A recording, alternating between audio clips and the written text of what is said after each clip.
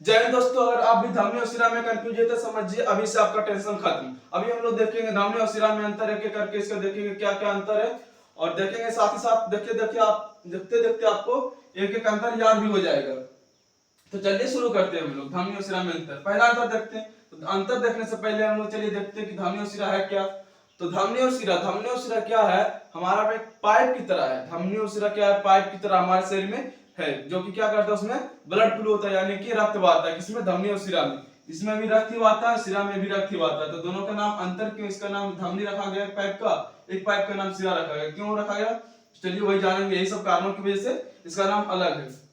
कौन कौन से अंतर देखते हैं। पहला अंतर, रुधिर को हृदय से अंगों में, यानी कि जो ब्लड होता है हमारा, उसको हृदय से कहां, अंगों में बांटता है। हृदय से जो अंगों में बांटने का काम करता है, किस पाइप के द्वारा जाता है, तो हमारा धमनी के द्वारा जाता है। जैसे ऐसे समझिए, ये हमारा हृदय है, ठीक है, ये तो आप दिल समझिए रहे, ये हमारा हृदय है। जिस पाइप की मदद से हृदय में से अंगों में जाएगा, वो क्या कहलाएगा, हमारा हृदय से जो अंगों में जाएगा धमनी कहलाएगा, धमनी। और उसके बाद जिसकी इससे क्या कर रहा है, ये धमनी से अंगों में जा रहा है, और जिससे इसमें जा रहा है,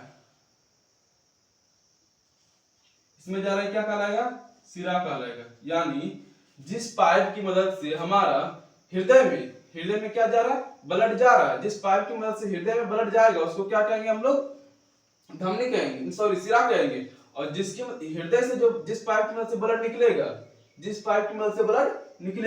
उसको हम लोग क्या बोलेंगे, तो धमनी बोलेंगे। और उसके बाद जिस पाइप की मदद से हृदय में जाएगा ब्लड, उसको क्या बोलेंगे हम लोग, शिरा बोलेंगे।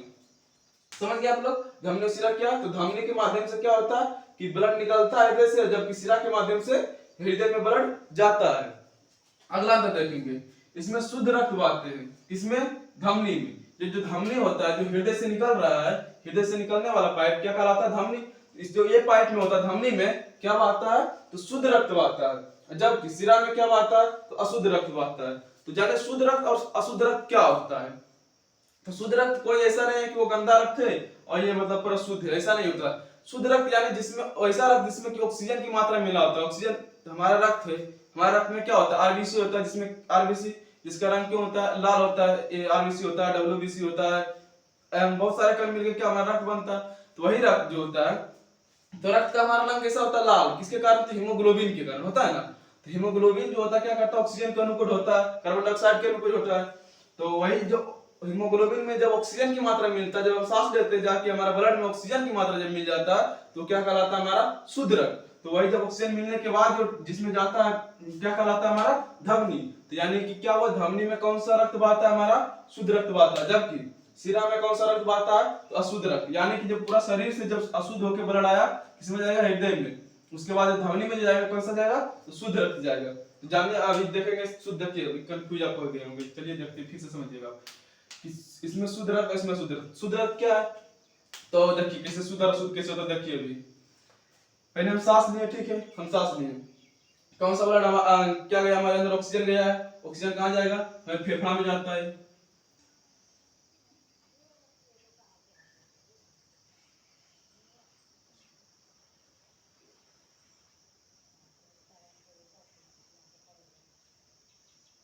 फेफड़ा में चल गया, ठीक है। जो सांस ले कहाँ गया ऑक्सीजन, फेफड़ा में गया। तो फेफड़ा में जाने के बाद क्या होता है, इसमें यहाँ पर रक्त की नलिकाएं जो होती है रहती है, ठीक है, ये रक्त की नलिकाएं है, ठीक है। तो ये रक्त की नलिकाएं, इसमें क्या करता है, ऑक्सीजन जो होता है ये रक्त में छोड़ देता है। कौन, ये सांस लेने पर ऑक्सीजन चला जाता है, क्या, ये रक्त में चला जाता है, ठीक है। तो ये रक्त में चला गया, तो इसमें क्या हो गया यहाँ, और ये शुद्ध रक्त हो गया। रक्त में जब ऑक्सीजन मिल जाता है, क्या हो जाता है, शुद्ध रक्त। और इसमें जो कार्बन डाइऑक्साइड होता है, क्या कर देता है, हमारे फेफड़ा में छोड़ देता है, फिर नाक से निकल जाता है। तो जब यहाँ पर हमारा ब्लड में मिला क्या, ऑक्सीजन मिल गया, तो कैसा हो गया, शुद्ध रक्त हो गया। शुद्ध रक्त होने के बाद कहाँ जाता है, हमारा नस के द्वारा जाता है यहाँ हृदय में। उसके बाद हृदय पंप करता है। तो ये अशुद्ध कहाँ होता है, तो हृदय पंप किया, पहले यहाँ आया तो क्या हो गया, ऑक्सीजन से मिला, यहाँ पर शुद्ध हो गया। शुद्ध होने के बाद कहाँ गया, हृदय में। उसके बाद हृदय पंप किया, कहाँ गया, पूरे हमारा शरीर में फैल गया, पूरे शरीर में फैल गया।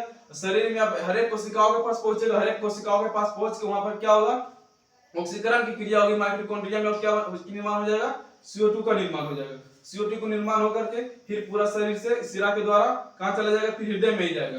फिर हृदय में जाने के बाद क्या होगा, हृदय में गया, उसके बाद हृदय में तो फिर यही तो ये जो कौन सा रक्त, शुद्ध रक्त इसमें पूरा शरीर में फैलाता है, तो ये हृदय में कौन सा रक्त गया, अशुद्ध रक्त। फिर इसको शुद्ध होने के लिए जाना पड़ेगा, कहाँ जाना पड़ेगा, फेफड़ा में जाना पड़ेगा, क्योंकि यहीं पर ऑक्सीजन जाके मिलता है। इसको फिर से यहाँ से कहाँ जाना पड़ेगा, फेफड़ा में जाना पड़ेगा शुद्ध होने के लिए। तो फेफड़ा में गया, शुद्ध हो गया, फिर ऑक्सीजन इसमें मिला, कार्बन डाइऑक्साइड जो पूरा बना था उसको दे दिया। उसके बाद यहाँ ऑक्सीजन आया, फिर से यहाँ क्या हो गया, शुद्ध हो गया। अब फिर से वो धमनी के द्वारा पूरा शरीर में फैला जाएगा, फिर शरीर में वहाँ कोशिका तक पहुंच के कार्बन डाइऑक्साइड का निर्माण हो जाएगा, फिर ये शरीर में हृदय में पहुंचाएगा, फिर हृदय इसको देगा, यहाँ से शुद्ध होकर यहाँ आएगा, फिर इसके द्वारा पूरा शरीर में फैल जाएगा। जब यहाँ शुद्ध होने के बाद जो रक्त आ रहा था किसके, धमनी के द्वारा से पूरे शरीर में फैल रहा था, उसके बाद वहां जब कार्बन डाइऑक्साइड मिल गया तो वहां क्या हो गया, अशुद्ध रक्त हो गया। वही अशुद्ध रक्त पूरा किसके द्वारा, जिसके द्वारा आएगा हृदय में, वो क्या कहलाएगा, शिरा कहलाएगा। तो इसी शिरा के द्वारा पूरा हृदय में आएगा, ऐसे फिर चला जाएगा। अब बोलिएगा सर कि जब हृदय में जब आ रहा है, देखिए यही होता है फुसफुस धमनी, फुसफुस शिरा क्या होता है, जो कि इसमें अंतर होता है। देखिए धमनी में क्या बह रहा है, तो शुद्ध रक्त बह रहा है, धमनी में शुद्ध रक्त। लेकिन क्या बोले धमनी के क्या बोले इसका डिफिनेशन, वैसा डक्ट, वैसा नली जो रुधिर को क्या करता है, हृदय से अंगों में लेकर जाता है। ठीक है, अंगों यानी शरीर, मान लीजिए तो ये रुधिर जो है शुद्ध रक्त को कहां से लेके जा रहा है, तो शरीर में लेके जा रहा है। तो हृदय से जो रक्त, मतलब हृदय से जो पाइप निकल रहा है उसको क्या बोल रहे हैं, तो बोल रहे हैं हम लोग धमनी। शरीर में फैला रहा है, उसके बाद जो शिरा के द्वारा कहाँ आ रहा है, हृदय में। हृदय में हमारा कहाँ आ रहा है, शिरा के द्वारा, जिसके द्वारा हृदय में आ रहा है वो क्या कहलाएगा, शिरा कहलाएगा। लेकिन यहाँ आने के बाद कौन सा रक्त इसमें, अशुद्ध रक्त है, अशुद्ध रक्त ही जाएगा किसमें, जाएगा पहले फेफड़ा में।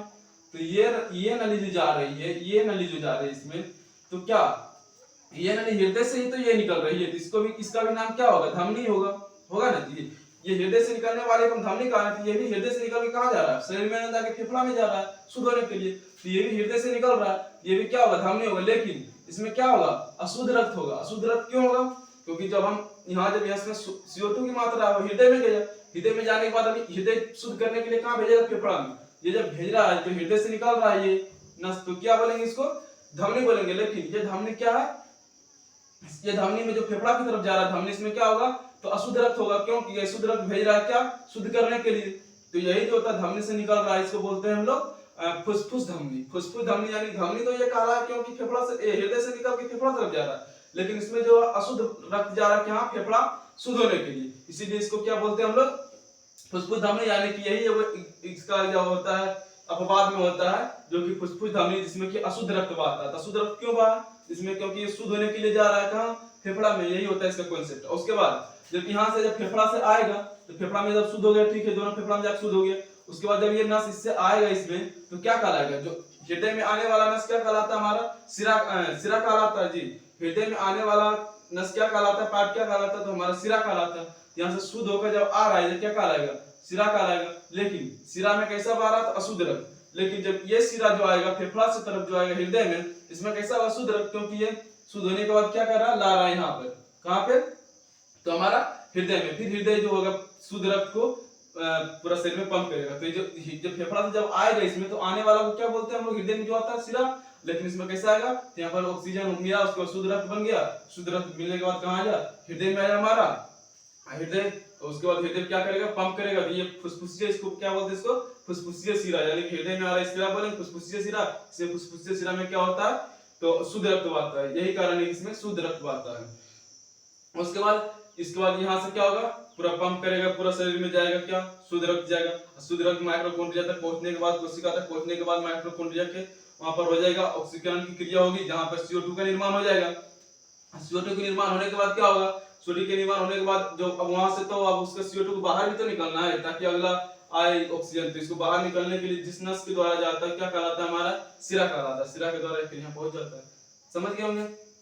देखिए अगला अंतर, रुधिर को पहला अंतर क्या देखिए, रुधिर को हृदय से अंगों में, यानी ब्लड को कहाँ, हमारे हृदय से कहाँ पंप करता है, शरीर अंगों तक। उसके बाद अगला अंतर क्या है, इसमें शुद्ध रक्त बहता है, किसमें, धमनी में शुद्ध रक्त बहता है, और जबकि इसमें अशुद्ध रक्त बहता है। और रुधिर को क्या करता है, अंगों से जो होता है पूरा अंगों से हृदय तक पहुंचाता है। अगला अंतर, फुफ्फुसीय धमनी में अशुद्ध रक्त बहती है, फुफ्फुसीय धमनी में अशुद्ध रक्त बहती है। तो अभी यहाँ देख लिया आप, फुसफुसिया धमनी में अशुद्ध रक्त क्यों आए? कि धमनी को क्या बोलते थे? धमनी यानी कि जो हृदय तक, जब जो हृदय से बाहर निकाल रहा था ना, उसको क्या बोलते थे? धमनी। तो ये धमनी बाहर निकाल रहा था, धमनी बोले इसमें शुद्ध रक्त बाहर आता। लेकिन ऐसा एक धमनी था जिसमें क्या शुद्ध रक्त, जो कि हृदय से ये भी निकल रहा था, कहां जाता? फेफड़ा की तरफ, लेकिन अशुद्ध रक्त को लेकर जा रहा था शुद्ध करने के लिए, इसीलिए इसको क्या नाम रखा था? फुसफुसिया धमनी।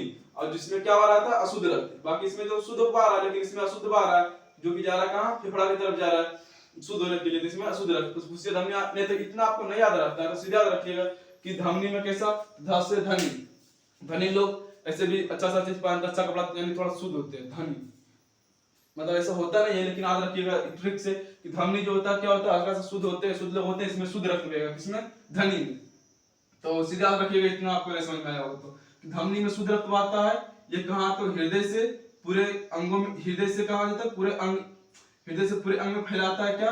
धमनी जो होता है हृदय से पूरा अंग में जाता है, वो क्या धमनी कहलाता है, वो नस।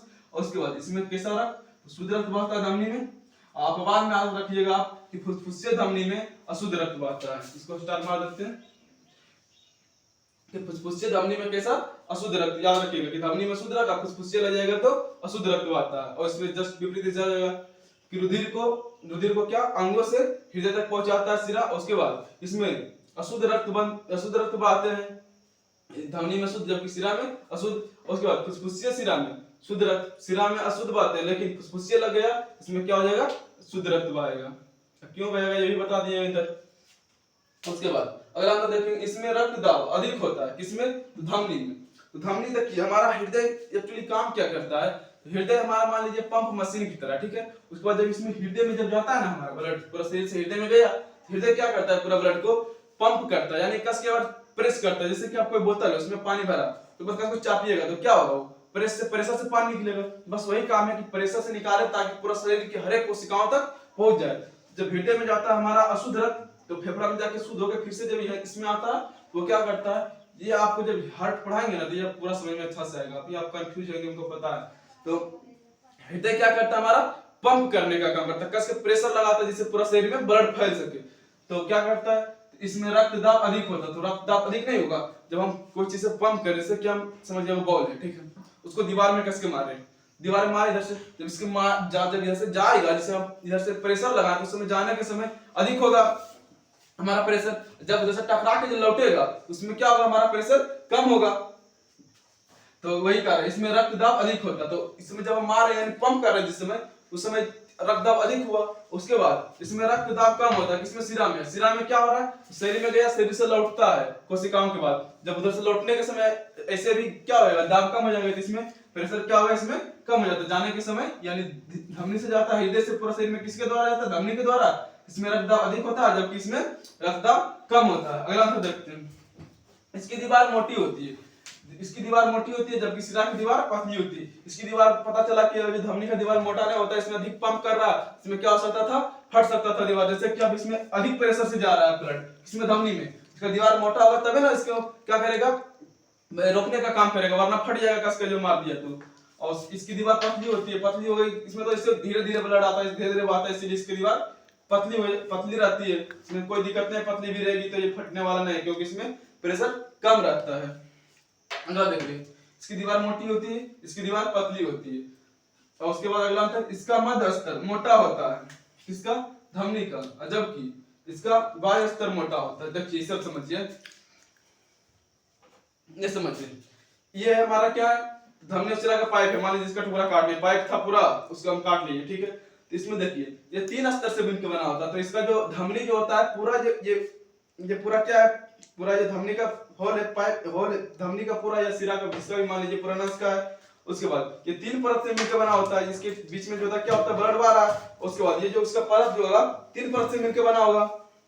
तो जो इसका जो धमनी का जो पहला परत होता है कहाँ गया?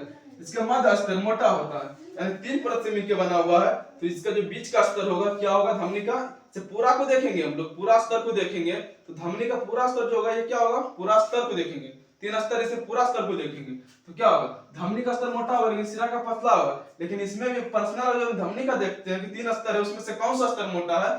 तो धमनी का जो होता है कौन सा स्तर मोटा होता है? इसका मध्य वाला यानी बीच वाला स्तर जो होता है 3 स्तर में मोटा होता है। जबकि सिरा का स्तर हम देखते हैं, तो सिरा में जो होगा क्या? उसमें भी 3 स्तर पाया जाता है। तो उसका जो होता है कौन सा स्तर, तो बाह्य स्तर जो होता है वो मोटा होता है। इससे मोटा तो नहीं होगा मध्य स्तर से, लेकिन इसमें तीनों में देखते हैं किसकी अपेक्षा है, ये तीनों सिरा में जो तीन स्तर है इसमें अपेक्षा कौन मोटा है, तो ये इसका बाह्य स्तर जो होगा मोटा होगा। समझ गए, इसका मध्य स्तर मोटा होता है, धमनी का, सिरा का बाह्य स्तर मोटा होता है। अगला तो देखेंगे, अधिकांश धमनियां गहराई में मिलती है, जबकि ये अधिकांश सिराएं कहाँ मिलती है, सतह पर मिलती है। तो सतह पर और गहराई में क्या है, जब सिरा जो होता है क्या मिलता है हमारा ऊपर, यानी जिससे हम जो आप दिखते हैं नस दिखता है, जैसे ऐसे तो नहीं दिखेगा लेकिन आप कैसे मिट्टी बांधिएगा या कैसे, तो देखिए ये नस जो दिखता है ऊपर वो क्या दिखता है हमारा, सिरा या धमनी, वो सिरा दिखता है। सिरा जो होता है क्या होता है हमारा सतह के ऊपर होता है, जबकि जो धमनी होता है वो अंदर होता है। जो धमनी के अंदर होता है, सिरा कहाँ होता है बाहर, सिरा जो होता है कहाँ होता है बाहर, धमनी अंदर होता है। धमनी में अधिक प्रेशर होता है इसलिए उसको अंदर देके सेफ रहेगा, और सिरा में क्या होता है कम प्रेशर होता है। सिरा क्या है बाहर होता है हमारा, जो दिखता है क्या दिखता है, सिरा दिखता है। सिरा जो होता है क्या, अधिकांश सिरा जो सतह पर होती है, जबकि अधिकांश धमनी गहराई में मिलती है। और गहराई में क्या बोला, धमनी में अधिक प्रेशर भी था इसीलिए गहराई में दे दिया। कहीं जो गलती से धमनी कट गया, इसमें प्रेशर अधिक है, पूरा हाई निकल जाएगा क्या ब्लड। उसके बाद सिरा जो कटबो करेगा इसमें प्रेशर कम है, थोड़ा कम धीरे धीरे निकलेगा, जब तक चाप के जाम कर लेंगे, जाम हो जाएगा जब तक रुक जाएगा ब्लड। जबकि इसमें जो कट के धमनी तो पूरा प्रेशर से पूरा ब्लड में निकाल देगा, इसलिए क्या गहराई में है, जबकि ये सिरा जो होता है हमारा बाहर मिलता है। हो गया, अगला हम देखिए, इसके भीतर कपाट नहीं होते हैं, किसके भीतर, धमनी के भीतर, जबकि सिरा के भीतर कपाट होते हैं। तो धमनी में कपाट क्या नहीं मिलता है, इसको तो प्रेशर से जाना है, पूरा प्रेशर से जाना है, प्रेशर से जाना है तो इसमें रुकेगा कहीं ब्लड, पूरा प्रेशर से मारने में चलिए जाएगा पूरा ब्लड, तो इसमें कहीं रुके वाला नहीं है। तो भगवान उससे कहा इसमें कपाट हम खर्चा करेंगे नहीं देते हैं, पूरा हड़ाया चल जाएगा, पूरा प्रेशर से मार रहा है। जबकि सिरा में क्यों होगा, उधर से मारे उधर से टकराया, टकरा कर लौटेगा, और लौटा वहां से प्रेशर कम रहता है, तो रुक गया, पता चला ब्लड जाम, तो वो क्या होगा, इसीलिए कि रुके ना, इसके लिए क्या दे दिया, पता चला कैसे कि जैसे मारे, ठीक है पूरा हचाए मारे, धमनी में पूरा चल गया, और सिरा उधर लौट रहा, पता चला कि फिर से लौटा इधर से इधर से पूरा शरीर में पंप हो गया, और लौटने समय क्या हुआ, लौट रहा था यहाँ तक आया, पता चला कि उसके बाद प्रेशर बेच के कम गया, फिर लौटा जहाँ से फिर से ढोलक के चल गया नीचे, तो फिर से प्रेशर मारेगा, फिर यहाँ आएगा, फिर से नीचे में चल गया। अरे यार इधर पहुंच पा कहाँ से पाएगा, तो उसके लिए भगवान क्या कि इसमें कपाट लगा दी, ताकि इधर से जो इधर से पंप की इधर से चल पूरा शरीर फैल जाएगा, और लौटते समय जहां तक रुका उसके बाद कपाट के द्वारा क्या होगा, बंद हो जाएगा, वहीं तक रहेगा, फिर से जब अगला बार प्रेशर आएगा तो वहां आगे बढ़ेगा, फैलता जाएगा। आगे मेरा वीडियो रुक गया था, मोबाइल हीट हो जाने की वजह से क्या हो गया था, मेरा ये वीडियो रुक गया था, हम बोलते चल गए थे, जब जाके देखे तो पता चला कि हम झूठा के बोल रहे हैं, तो रिकॉर्ड हो ही नहीं रहा, हीट होने की वजह से क्या हो गया था, बंद हो गया था, थोड़ा सा मेहनत ज्यादा लग गया। चलिए देखिए अब क्या देख रहे थे हमें भी, इसके भीतर कपाट नहीं होते हैं, और उसके भीतर कपाट होते हैं। कपाट क्या काम कर रहा था, कपाट किसके लिए था, सिरा में किसके लिए था, कि जैसे ब्लड जब लौटेगा, जैसे धमनी के द्वारा जब ब्लड आ रहा है, उसके आने तो प्रेशर समय आ रहा है, जब इधर से लौटने के समय क्या होता है, प्रेशर कम रहता है, प्रेशर कम रहने की वजह से क्या होता है, इसमें कपाट लगा दिए भगवान, ताकि इधर से जब ब्लड यहाँ जाके रुक गया, इधर से फिर से ना लौट के नीचे ना आ जाए, यहाँ पर जाकर कपाट से रुक जाएगा, फिर से जब इधर से धक्का मारेगा फिर से चल जाएगा, नहीं तो पता चला कपाट में रहता फिर से लौट जाता कहाँ, यहाँ, फिर से यहाँ से यहाँ जीते में लगा ले, यहाँ से लौट के आता यहाँ, फिर से प्रेशर मारता यहाँ तक पहुंचता, फिर ढुल के नीचे चला आता, फिर जैसे प्रेशर मारा यहीं तक, यहाँ हृदय तक पहुंच ही नहीं पाता, इसलिए कपाट लगा दिए कि अभी जब आएगा प्रेशर पहुंचा देगा कहाँ तक, हृदय तक। अगला आंसर देखिए, इसका रंग गुलाबी या चकट लाल होता है, किसका, धमनी का रंग कैसा होता है, गुलाबी होता है या चकट लाल, यानी हल्का सा लाल या गुलाबी कह सकते हैं। और इसका रंग कैसा होता है, इसका रंग गहरा लाल या नीला, गहरा लाल या हल्का सा ब्लैक टाइप का, गहरा लाल, गहरा रूप से लाल या कैसा नीला होता है, किसका, सिरा का। अगला अंतर, रक्त तेज से झटके के साथ बहता है, बता देते स्पीड में बहता है, किसमें, धमनी में तेजी के साथ और झटके के साथ बहता है, जबकि सिरा में लौटने समय इसमें रक्त धीरे धीरे बहता है। आशा करता हूँ आज का वीडियो आपको समझ में आया होगा, तो ठीक है लाइक कीजिएगा, मिलते हैं किसी नेक्स्ट वीडियो में नेक्स्ट टॉपिक के साथ, ठीक है, तब तक के लिए जय हिंद, गुड बाय।